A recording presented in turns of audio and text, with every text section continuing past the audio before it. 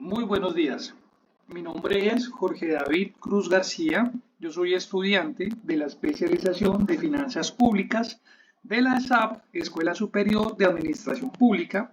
Actualmente me encuentro cursando la asignatura de el Seminario de Inducción. Me permito presentar ante ustedes esta presentación en el cual vamos a abordar todo lo relacionado con el MOI 2013 acerca del manual de oferta institucional.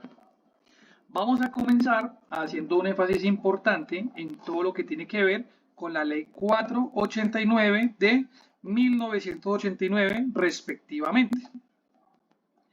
Esta ley regula el ejercicio de la administración pública, determina la estructura y define los principios y reglas básicas de la organización y funcionamiento de la administración pública en Colombia.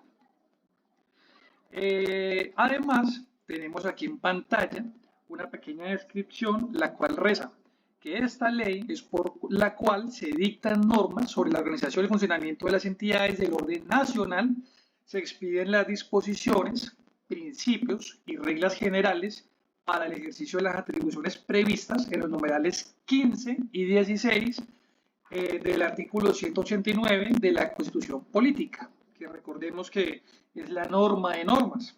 Y además de esto, se dictan otras disposiciones. Es importante que tengamos en cuenta que las ramas del poder público en Colombia, de acuerdo a nuestra estructura jurídica, se encuentra dividida en tres ramas: la rama ejecutiva, la rama legislativa y la rama judicial, y vamos a abordarlas una a una. Entonces tenemos que la rama del poder ejecutivo está previamente representada por el presidente de la República, que es el que hace las veces de jefe de Estado y jefe de gobierno.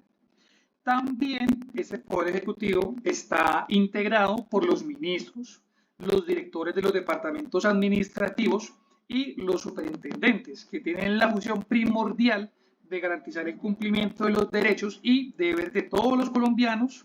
En el nivel regional, debemos recalcar que está representado por los gobernadores y por los alcaldes. A continuación, también vamos a hacer un énfasis importante en lo que es la ley 1444 del 2011, que tiene por objeto lo siguiente: dice, por medio de la cual se escinden unos ministerios, se otorgan precisas facultades extraordinarias al presidente de la República para modificar la estructura de la administración pública y la planta de personal de la Fiscalía General de la Nación, y se dictan otras disposiciones.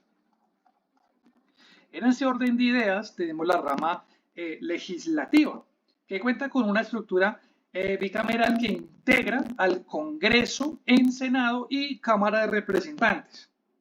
A esa rama legislativa le corresponde formular las leyes, ejercer el control sobre el gobierno y también reformar la Constitución. También tiene una función importante que es, como ya hemos dicho, promulgar y modificar las leyes, reformar la Constitución, ejercer, importante acá, el control político sobre las acciones del gobierno y elegir a altos funcionarios pertenecientes a la rama judicial, los organismos de control y la organización electoral. Después tenemos la rama judicial, que está integrada por las cortes y los tribunales. Su función es solucionar los conflictos que surgen entre el Estado y los ciudadanos o entre estos últimos. Básicamente, el Poder Judicial es el encargado de administrar justicia en Colombia. Así, en algunos casos, esa función es ejercida por las otras ramas del poder o por los particulares. La rama judicial, es importante que lo recalquemos, vela por el cumplimiento de la ley y castiga a sus infractores. Según la Constitución, el Poder Judicial está conformado por la Fiscalía General de la Nación y por otros 4 organismos conocidos en conjunto como las Altas Cortes. Aquí podemos encontrar la Corte Constitucional, la Corte Suprema de Justicia, el Consejo de Estado y el Consejo Superior de la Judicatura, Cada uno de estos poderes cuenta con funciones específicas y autónomas. Sin embargo, estos deben trabajar de manera armónica y coordinada para garantizar el buen funcionamiento del Estado y la preservación del equilibrio de las fuerzas. Esto en cuanto no es deseable que las ramas del poder público se extralimiten, se subgobiernen o generen vínculos de dependencia entre sí, casos como los que vemos en la actualidad colombiana. Listo. Entonces, posteriormente tenemos las entidades autónomas. Cuando nos referimos a organismos autónomos, debemos precisar que son aquellas entidades que tienen un régimen especial y autonomía propia prevista directamente por la Constitución Política o la ley. Esta es dada, eh, y tiene una especialidad, ¿sí?, en sus funciones. Un ejemplo de una entidad autónoma, podemos hablar del Banco de la República. ¿Sí? Ella hace parte de un régimen especial y tiene unas funciones también específicas.